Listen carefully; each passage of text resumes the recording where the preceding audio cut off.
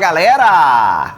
Clássico cult dos anos 80, Eu, Christiane F., 13 anos drogada e prostituída, foi proibido em diversos países e causou escândalo e muita polêmica, onde conseguiu ser exibido por retratar com certa fidelidade uma trágica e comovente história real. O filme acompanha a jornada de um grupo de pré-adolescentes que se envolve com o submundo das drogas pesadas. Eu sou Getro Guimarães e começa agora o Baseado em Fatos.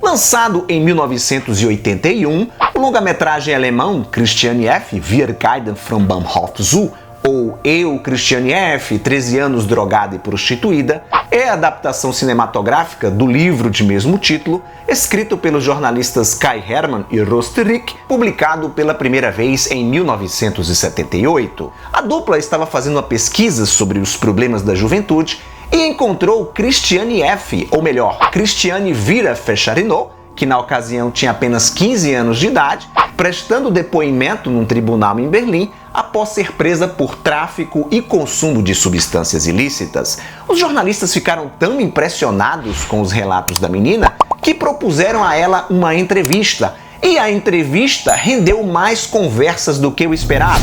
E ao invés de uma simples matéria para o jornal, acabou dando origem à aclamada biografia que se tornaria um best-seller mundial.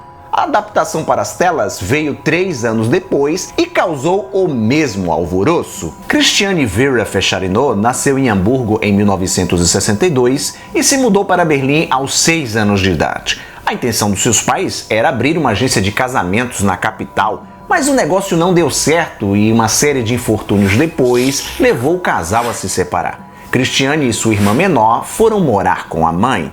Em 1974, aos 12 anos de idade, ela começou a frequentar um centro para jovens da Igreja Batista e foi lá que experimentou drogas pela primeira vez, passando a consumi-las regularmente. A garota tinha liberdade para ficar até tarde nas ruas e aos 13 já havia experimentado de quase tudo. Começou com bebidas alcoólicas e medicamentos como Valium e diazepam, e daí para entorpecentes mais pesados foi um pulo, inclusive drogas sintéticas como o LSD. Christiane costumava frequentar a Sound, uma das boates mais famosas da Alemanha nos anos 70, e foi lá que ela conheceu seu namoradinho Detlef, virou fã incondicional de David Bowie e ouviu falar sobre a nova droga do momento, a heroína. Berlim era um centro de contracultura e experimentação. Drogas como a cocaína e a heroína estavam se tornando cada vez mais populares entre os jovens, que procuravam uma fuga da monotonia da vida cotidiana. Inicialmente, Christiane se mostrou receosa por ter medo, aversão a seringas e agulhas, mas acabou usando para seguir os passos do namorado Detlef. Durante um show do seu ídolo Bowie, a garota decide experimentar por achar que seria legal ela e seu crush curtirem juntos a viagem alucinógena. Adolescentes costumam agir como esponjas, como caixas de ressonância, procuram imitar, copiar o comportamento de quem eles admiram para serem aceitos em bandos. E no caso da Christiane especificamente, havia ainda aí a questão da carência afetiva. A heroína é uma droga que vicia fácil, mas é muito difícil se livrar dela. E com a mocinha não foi diferente. O desejo constante pelo narcótico fez com que ela começasse a cometer pequenos delitos para manter o vício. E cada vez mais dependente, não demora a se prostituir. Aliás, não só ela, mas todos os garotos que andavam em sua turma. O título original do livro/filme, Christiane F., Wir Guiden vom Bahnhof Zoo, faz referência à estação Zoo de trens e metrôs, que naquela época era um ponto de encontro dos drogados, uma espécie de Cracolândia de Berlim, digamos assim. E era nesse lugar que os adultos se aproveitavam das crianças. No período onde a pedofilia sequer era discutida, a prostituição de menores rolava descaradamente. No começo, a Christiane não passava das preliminares e era seletiva na escolha dos parceiros. Porém, com a dependência aumentando, ela passou a aceitar qualquer cliente e ter relações sexuais. Tomada pelo vício, a menina mal dava as caras em casa, algo que levou a mãe a registrar seu desaparecimento. Isso não é mostrado no filme. As relações familiares não são destacadas pela película. A matriarca, inclusive, é retratada como uma pessoa fria, distante, justamente para mostrar o quão perigoso, o quanto prejudicial pode ser a ausência dos pais na vida dos adolescentes.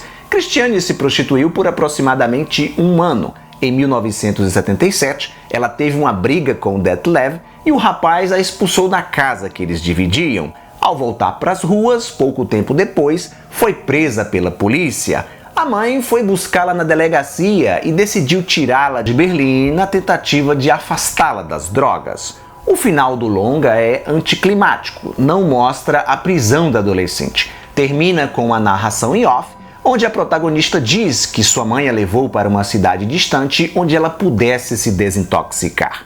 Exceto o Detlev, que também sobreviveu, a maioria dos amigos próximos da Christiane sucumbiu, vítimas da heroína. Apesar de conseguir passar um período limpa, a moça acabou voltando ao mundo das drogas. Em 1983, ela foi presa na casa de um traficante em Berlim, sujeito que por acaso era o seu namorado, e confessou estar de volta ao vício. Os anos 90 foram marcados por mais passagens pela polícia e novas internações na tentativa de se curar.